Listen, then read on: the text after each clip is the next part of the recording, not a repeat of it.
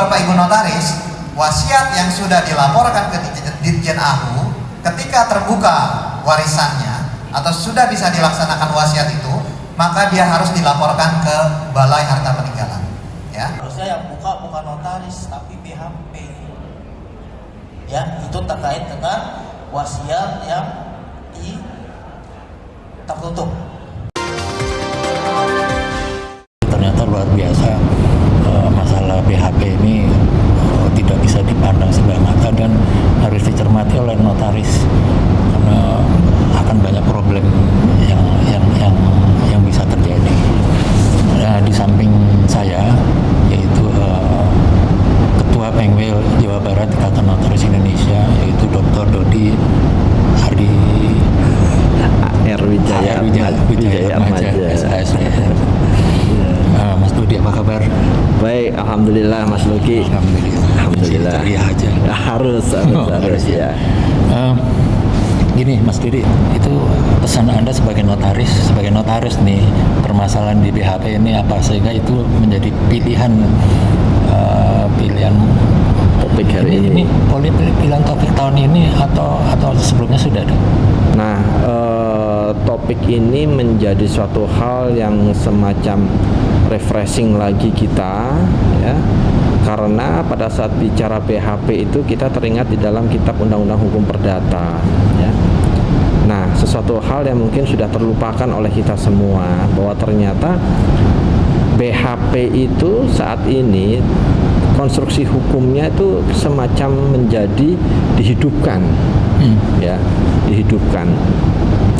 Dari paparan beliau ini tadi ternyata betapa pentingnya BHP itu hadir dalam konstruksi beberapa hal di bidang hukum keperdataan, ya. Karena memang mau tidak mau, suka tidak suka itu dalam beberapa hal tertentu terkait dengan hukum orang, hukum waris dan sebagainya ini kita bicara kepada kewenangan-kewenangan BHP yang selama ini tidak terfikirkan oleh kita notaris, ya. Bahkan saya sendiri pun juga baru menyadari dalam konstruksi hukum positifnya, ya, bahwa sebelumnya itu kan kalau kita bicara perwalian, ya, bicara tentang pengampuan, bicara tentang Ada wasiat juga. Wasiat, ya, dalam banyak hal lah itu, ya. Itu kita berhenti di level pengadilan, ya kan? Pengampuan, wali pengampu gitu kan, penetapan pengadilan selesai. Perwalian, apakah karena dia tidak memiliki ahli waris atau dia mungkin masih di bawah umur dan atau sebagainya gitu, ya. Nah, itu kita hanya bicara penetapan pengadilan. Kita bicara izin menjual terhadap harta anak di bawah umur, itu kita hanya bicara di pengadilan.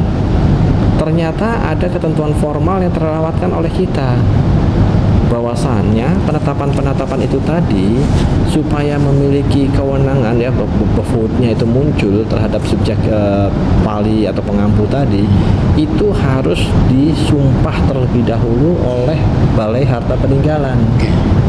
Nah, ini yang tidak terfikirkan karena bahasa kita itu kan, loh, di pengadilan waktu mohon penetapan sudah ada sumpah. Nah, ternyata berbeda pengertiannya itu yang penting sekali. Akibat hukumnya apa?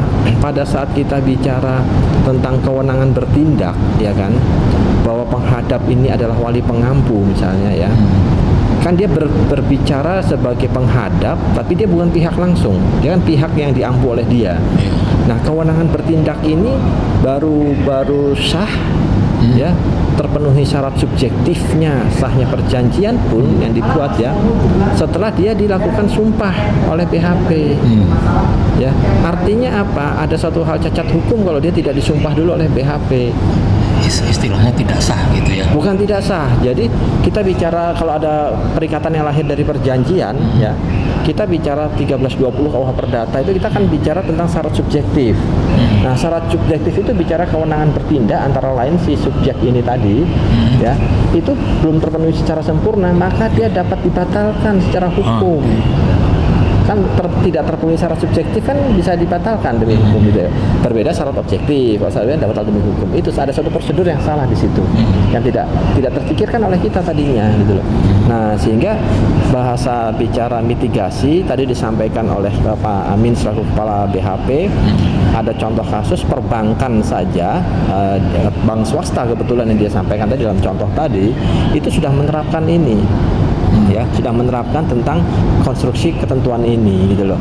Nah, otomatis kita notaris ya harus tahu dan paham dan bisa di sini gitu loh. Karena nyusun tadi itu supaya kita notaris itu punya kewajiban yang diperintahkan oleh Undang-Undang Jabatan Notaris yang tertuang di Undang-Undang Nomor 2 Tahun 2014 sebagai perubahan Undang-Undang 30 2004 tentang Jabatan Notaris ya, dalam rangka penyuluhan hukum. Maka kepada masyarakat dan ataupun pihak baik penghadap maupun pihak yang membuat akta di hadapan kita, konstruksi hukum yang kita sampaikan itu harus benar. Nah ini yang ternyata memang banyak hal yang terlewatkan mungkin oleh kita tentang adanya lembaga BHP yang dahulu hanya kita kenal dalam rangka ketentuan 131 ya, Industrial Trafficking ya kan. Jadi mengenai penggolongan Eropa, Timur Asing gitu kan, Bumi Putra gitu kan. Nah ini udah nggak ada urusan. Ternyata ada urusan kita sekarang. Bicara tentang undang-undang kewarganegaraan ya, penduduk Indonesia dan kewarganegaraan itu. Ini mengikat sebagai hukum publiknya sudah mengikat seluruh masyarakat Indonesia. Itu dari sisi sebagai notaris ya, bahwasanya kita harus kuasai dan itu tentunya memberikan kesadaran kepada kita semua untuk selalu belajar. Pun ini suatu hal yang sudah lama ya, ketentuan yang KUH Perdata kan umurnya udah ratusan tahun bahasa kita ininya ya, pentinggalan dari White Book One Common Handle ya, itu kira-kira gitu Mas Luki ya. Ternyata itu harus belajar lagi. Jadi kita juga KUH Perdatanya harus belajar lagi nih, pengawasan ya, bahwa pengawasan pengampu dan sebagainya itu tuh banyak sekali. Apalagi saya yang baru sampai S1 aja.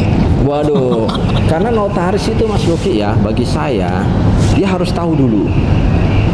Setelah tahu, kan dia baca undang-undang ya, hukum positif, doktrin, dia harus bisa mengimplementasikan yang dia tahu tadi. Dan terakhir harus benar. Oke. Itu Mas Luki. Iya.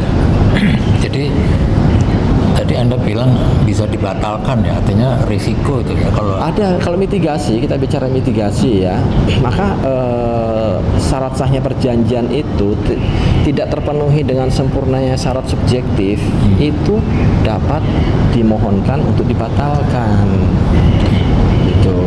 Jadi tadi sekarang ada persyaratan harus disumpah oleh BHP. Nah, wali pengampu perwalian itu kan harus disumpah oleh BHP. Sama kayak tadi ada bank swasta yang mensyaratkan itu harus melalui BHP. Iya, disumpah oleh BHP dulu, baru dia. Jadi pada saat dia akan mengamankan atau mengambil deposito tadi konkretnya ya, deposito atas kepemilikan dari seorang yang di bawah pengampu atau di bawah perwalian dia karena orang tuanya sudah meninggal gitu kan, dan ternyata ditolak. Jadi mereka nggak cukup penetapan pengadilan aja, tetap harus disumpah dulu oleh BHP. Berarti bank itu takut risiko nanti digugat. Mitigasi karena hanya, jadi bahasa contoh kasus tadi pun itu hanya deposito senilai 10 juta.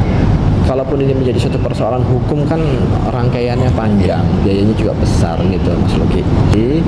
Dan bagi saya begini ya, kebutuhan ini ya, kebutuhan itu artinya pada saat nanti notaris itu siap melayani masyarakat, tentunya dia harus memberikan jaminan kepastian hukum. Nah, ketentuan mengenai hal-hal ini tadi itu harus kita kuasai betul gitu, karena kita bicara kepastian hukum. Kan nanti notaris nggak boleh bilang nggak tahu gitu ya. Nggak ada cerita. Oh, saya nggak tahu. Oh, itu saya, kalaupun ini, itu salah staf saya. Ya, nggak ada bisa. Kita bertanggung jawab terhadap produk akta yang kita buat di hadapan kita. Tidak hanya sekedar semata-mata verledennya saja, tapi substansinya itu ya harus, ibarat kata Mas Luki mau ke dokter sakit perut tapi dikasih suntikan sakit kepala misalnya atau apa gitu kan. Nah,